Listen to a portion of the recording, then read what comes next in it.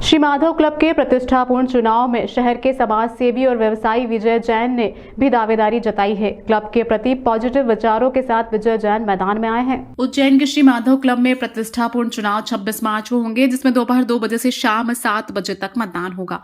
इसी दिन रात्रि को परिणाम की घोषणा होगी। सचिव पद के लिए 4 नामांकन अब तक आए हैं, जिसमें विजय जैन, शैलेश कलावड़िया, बंटू, कैलाश माहेश्वरी और विजय मुंदड़ा मैदान में है। निर्वाचन अधिकारी रमेश बाबू को बनाया गया है। श्री माधव क्लब में 875 सदस्य है। क्लब की मेंबरशिप 5 लाख रुपए है। 24 मार्च को नाम वापसी का दिन है, जिसमें से 2 उम्मीदवार ऐसे हैं जिनकी नाम वापसी की पूरी संभावना है। 2 उम्मीदवार मैदान में बचेंगे, जिनके बीच सचिव पद का मुकाबला होगा। संभागायुक्त इस श्री माधव क्लब के पदेन अध्यक्ष हैं। 2 पदाधिकारी ऐसे हैं जो बार बार रिपीट हो रहे हैं। ऐसे में क्लब के सदस्य नया चेहरा क्लब में चाहते हैं। यही कारण है कि सचिव पद उम्मीदवार विजय जैन को खासा प्रतिसाद मिल रहा है। सचिव पद के उम्मीदवार विजय जैन से बातचीत में आपने बताया कि हमारे क्लब में करीब 900 से ज्यादा सदस्य हैं, मगर वे क्लब में पॉजिटिव माहौल नहीं होने के कारण क्लब में नहीं आते हैं और न ही किसी कार्यक्रम में भाग लेते हैं। क्लब की सुविधाएं भी केवल चुनिंदा लोगों को ही उपयोग कर रहे हैं। मेरा प्रयास होगा कि सभी सदस्य परिवार सहित क्लब की एक्टिविटी से जुड़ें, क्लब की प्रतिष्ठा पुनः बने। इसके लिए मौका मिला तो दिल से प्रयास करूंगा। रहती है माधव क्लब के चुनाव हर 2 साल में होने की परंपरा है और इसके लिए सचिव पद का चुनाव होता है। माननीय कमिश्नर जी जो होते हैं वो पदेन अध्यक्ष होते हैं और 26 मार्च को इस बार माधव क्लब के चुनाव है। 24 मार्च फॉर्म वापसी लेने की तारीख है। 26 मार्च के दिन चुनाव में रात्रि को चुनाव में फॉर्म भरने के बाद जो चुनाव हो जाए, शाम को डिक्लेयर हो जाता है।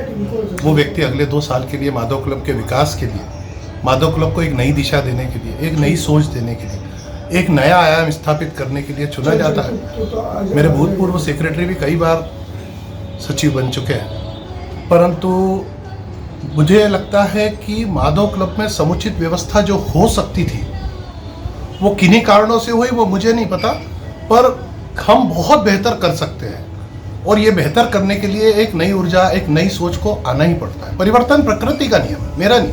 आप लंबे समय से माधव क्लब के सदस्य हैं। इस बार आपने चुनाव लड़ने का मन बनाया, किन मुद्दों को लेकर आप क्लब के साथियों के साथ? एक ही मुद्दा होता है कि इस शहर के 950 प्रबुद्ध बुद्धिजीवी इस माधव क्लब के मेंबर हैं।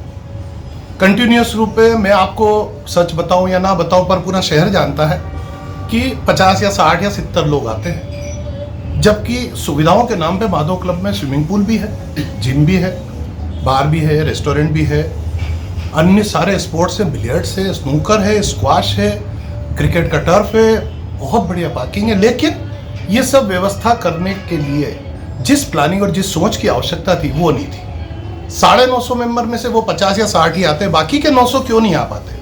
क्योंकि आपने उन्हें कोई प्लेटफॉर्म ही नहीं दिया, उन्हें आने की वो जगह ही नहीं दी, उनको उनके स्टैंडर्ड और गरिमा का लेवल ही नहीं दिया, उस लेवल की प्रेजेंटेशन ही नहीं दे पाए। मुझे सोच से विरोध है।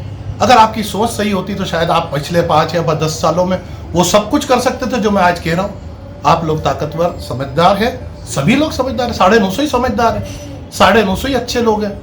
यहाँ पर सब पढ़े लिखे लोग हैं, अच्छे अच्छे वकील से, डॉक्टर्स हैं, इंजीनियर्स हैं, व्यापारी हैं, लेकिन वो लोग आने से क्यों कतराते? उनका परिवार क्यों कतराता है? क्योंकि आप अपनी ब्रांड इमेज नहीं सुधार पाए।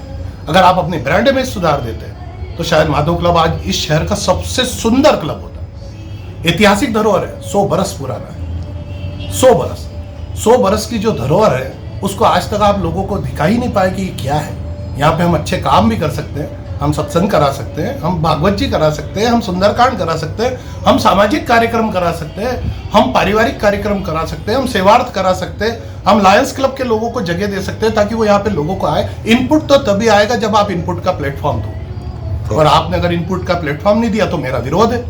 और मेरा विरोध व्यवस्थाओं से।